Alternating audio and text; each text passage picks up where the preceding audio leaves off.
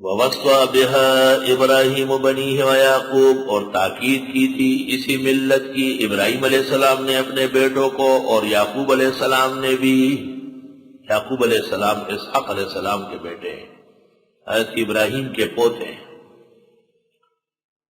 ابراہیم کا ذکر اس لیے کیا متفق بزرگ ہے، یعقوب علیہ السلام کا ذکر کیا اسرائیلی ان کی اولاد ہے۔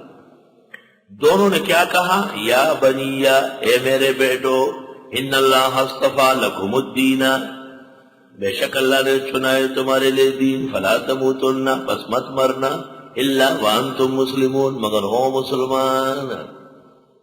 لوگ کہتے ہیں ہمارے اختیار میں ہے کہ ہم مسلمان مر جائے، اللہ تعالیٰ کہتے ہیں مسلمان مرنا۔ یہ تو بہت آسان بات ہے۔ ایک آدمی دکانداری کرتا ہے، کہتے فلاں دکاندار مر گئے۔ ایک آدمی چوری کرتا ہے کہ فلاں چور مر گئے۔ تو جب آپ دین اور ایمان پر رہیں گے اور مریں گے تو مسلمان مرو گے، یہ تو بہت آسان ہے۔ اس میں کیا اشکال ہے؟ خدا تعالیٰ پر یہ بدگمانی کرنا کہ تم نے عمر بھر اسلام کی اور خدا نے تجھے کفر دیا، یہ گمان حرام نہ جائے گا۔